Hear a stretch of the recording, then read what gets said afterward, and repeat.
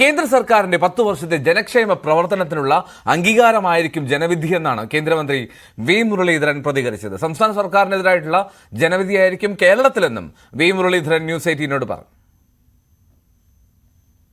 ഈ തെരഞ്ഞെടുപ്പിൽ ഇപ്രാവശ്യം ആര് ഇന്ത്യയെ നയിക്കും എന്നതിൽ എക്സിറ്റ് പോളുകൾ പ്രവചിച്ചതാണ് NDAക്കാണ് മുൻതൂക്കം, NDA ആണ് ഇനി ഇന്ത്യ ഭരിക്കുക എന്നതാണ്. നമ്മോടൊപ്പം ഈ വിഷയവുമായി സംസാരിക്കാനായി കേന്ദ്രമന്ത്രി വി മുരളീധരൻ രംഗത്തുണ്ട്. അദ്ദേഹത്തോട് നമുക്ക് കൂടുതൽ വിശേഷങ്ങൾ ചോദിച്ചറിയാം. നരേന്ദ്രമോദിയുടെ നേതൃത്വത്തിൽ കഴിഞ്ഞ 10 വർഷക്കാലമായി ഈ രാജ്യത്തെ സാധാരണക്കാരുടെ താൽപ്പര്യങ്ങൾ സംരക്ഷിച്ചുകൊണ്ട് രാജ്യത്തെ ജനങ്ങളുടെ ക്ഷേമം ഉറപ്പുവരുത്തിക്കൊണ്ട് കാഴ്ചവെച്ചിട്ടുള്ള സദ്ഭരണം, ആ സദ്ഭരണത്തിനുള്ള ജനങ്ങളുടെ അംഗീകാരമാണ് ഈ എക്സിറ്റ് പോൾ സർവേകളിലൂടെ മാധ്യമങ്ങൾ പുറത്തുവിട്ടിട്ടുള്ളത്.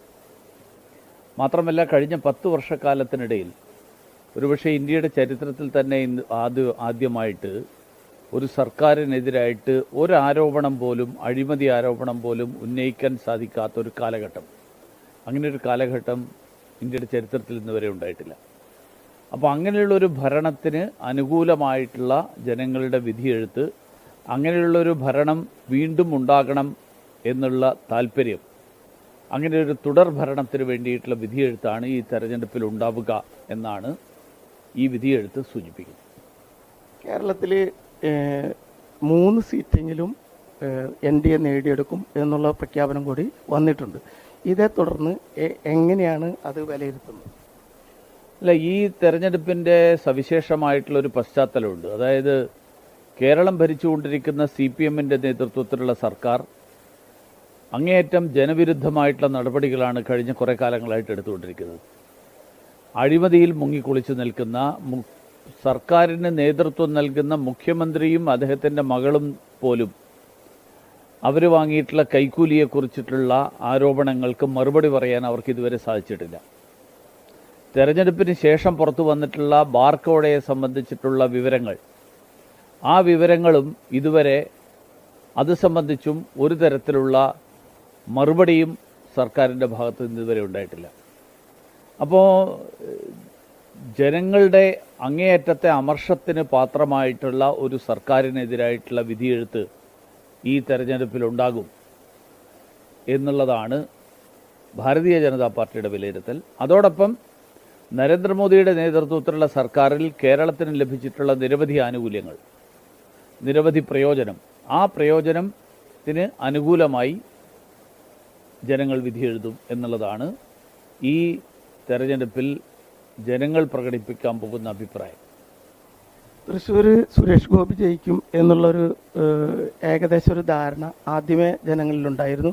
BJPക്കാർക്ക് പ്രത്യേകിച്ച് അത് ഷുവറായിട്ട് അദ്ദേഹം ജയിക്കും എന്നുള്ളതായിരുന്നു വിശകലനം നടത്തിയപ്പോൾ മനസ്സിലായിരുന്നത്.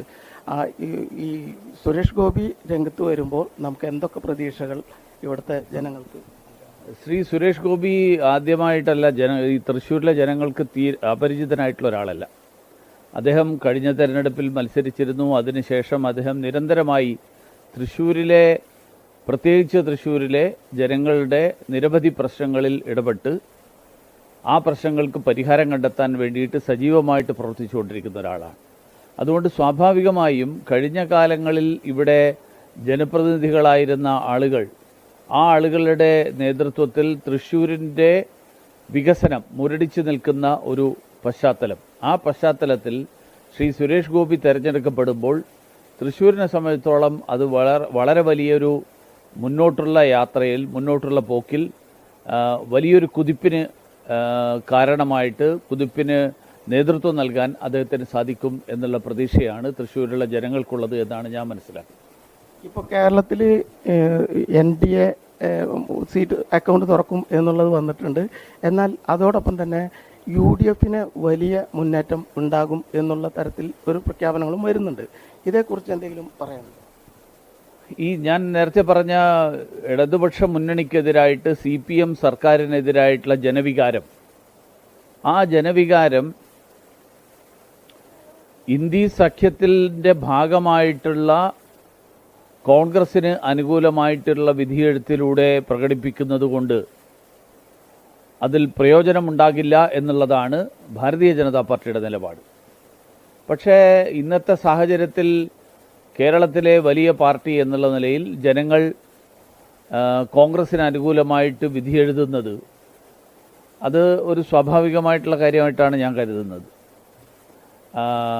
അതിനെ മറികടക്കാൻ വരുന്ന ആളുകളിൽ ഭാരതീയ ജനതാ പാർട്ടി കേരളത്തിലെ ഏറ്റവും വലിയ രാഷ്ട്രീയ ശക്തിയായിട്ട് മാറുക എന്നുള്ളതിലൂടെ മാത്രമേ ഇന്ത്യ സഖ്യത്തിലെ ഘടകകക്ഷികളായിട്ടുള്ള കോൺഗ്രസിൻ്റെയും CPM-ൻ്റെയും നേതൃത്വത്തിൽ കേരളത്തിൽ നിലവിലുള്ള വികസന മുരടിപ്പ് പരിഹരിക്കാനുള്ള മാർഗം അതുമാത്രമേ ഉള്ളൂ എന്നാണ് എൻ്റെ അഭിപ്രായം. കേരളത്തിൽ BJP അക്കൗണ്ട് തുറക്കുന്നതോടുകൂടി കേരളത്തിനൊരു പ്രാധാന്യം കൂടുന്നു എന്നുള്ള ഒരു സ്ഥിതി ഇപ്പോൾ നിലവിലുണ്ട്. അതോടുകൂടെ ഈ തെരഞ്ഞെടുപ്പ് ഫലം വരുന്നതോടുകൂടെ NDA കേരളത്തിൽ അക്കൗണ്ട് തുറക്കുമ്പോൾ എന്തൊക്കെ മാറ്റങ്ങൾ വരുത്താൻ കഴിയും എന്നുള്ളതാണ് BJPയുടെ ഒരു. ഭാരതീയ ജനതാ പാർട്ടിയും ദേശീയ ജനാധിപത്യ സഖ്യവും തെരഞ്ഞെടുപ്പിൽ വിജയിക്കാത്ത പാർട്ടിയും മുന്നണിയാണ് എന്നുള്ള തെറ്റിദ്ധാരണ ധാരാളം ആളുകളെ BJPക്ക് അനുകൂലമായി വോട്ട് രേഖപ്പെടുത്തുന്നതിൽ നിന്ന് പിന്തിരിപ്പിച്ചിട്ടുണ്ട്. വി മുരളീധരനുമായി സംസാരിക്കുകയായിരുന്നു രാജു ഗുരുവായൂർ.